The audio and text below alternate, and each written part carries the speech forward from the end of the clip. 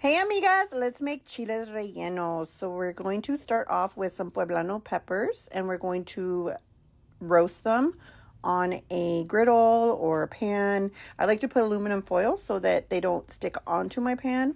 And you're just going to roast them until all sides are nice and roasted. Look at that. Look, I'm gonna roast these peppers. You peppers are so ugly. Anyway, so we're roasting the peppers. Roast them. Okay, roastily. Roasting them peppers. Now you're gonna put them in a plastic bag and let them sweat. To our chile relleno caldo, we're gonna add some veggies for Fabian. So we're adding potatoes because Fabian's not about the chile rellenos. And now we're going to dice up. Oh, hi, Dioselina. This is my son's girlfriend. She's helping me cook today. So she's chopping up the tomatoes for me. She's doing a really good job. Look at her cute nails. I didn't do them. She went and got them done. She's fake for that. Just kidding. All right. So she's chopping up the veggies. She said she was nervous because she's never been judged on the internet before. And I was like, oh, you'll get used to it, girl. I get judged daily, and honestly, minutely. Is that a thing, minutely? Okay, so now that all the tomatoes are nice and chopped, I told her she didn't have to do a great job, but she was trying to impress you guys. Okay, before you catch it, the other half of my onion was podrida AF. Like, I was like, don't use that side. So she chopped up her onion. We used a large yellow onion, and we just diced it small. Look at her. She's trying to impress you guys. I told her, don't worry about impressing them. They're going to love you anyways, because I said so. All right. So, yeah. So we've been hanging out a lot, me and her, since her car got broken into, and we're just all sharing one car.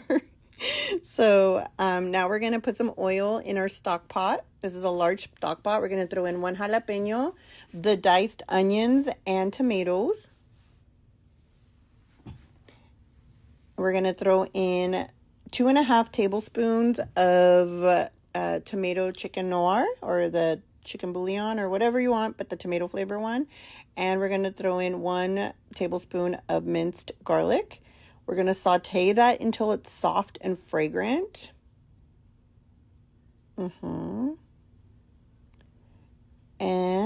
we're going to fill it up halfway with water. And we're going to cover it and let it come to a boil. Meanwhile, we're going to cut up some steamed cauliflower for Fabian. Just steamed cauliflower. And we're going to peel and de-seed our chilitos. So Dioselina was helping me. I showed her how I do it, the first one, and I was like, this is how I do it, so you better do it just like me. Just kidding. I'm a little bit of a control freak, but I'm trying to let go of the control, you know? I want to be less controlling. No, I'm joking. I want to be controlling.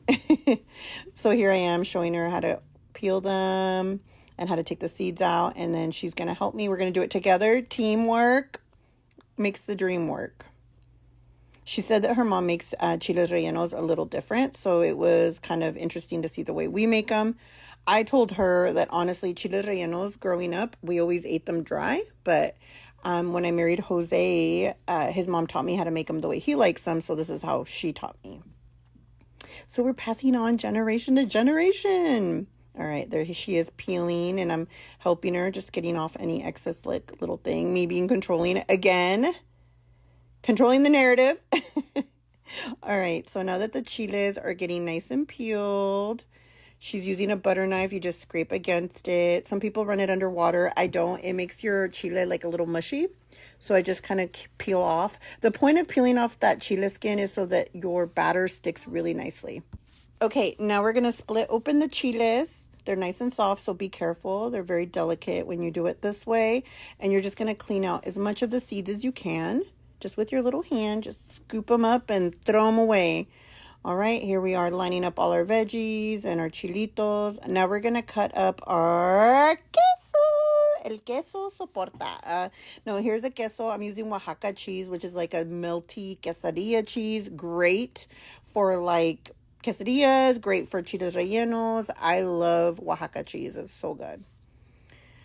That kind of sounds like Oaxaca, like ew, Oaxaca. No, but it's not. It's Oaxaca's a state in Mexico. Okay, now we're gonna stuff all of our peppers with our cheese. Make sure they're nice and cheesy. The big one gets 2 pieces. Here we are. Now we're gonna dust some flour over our peppers. You can dip them in flour. This just cuts out a little bit of the carbs, so it gets a nice dusting to make the batter stick really nicely.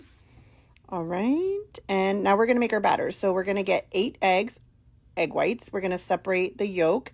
We're going to put in a little bit of flour. Here I am dusting a little bit more so I could show you guys.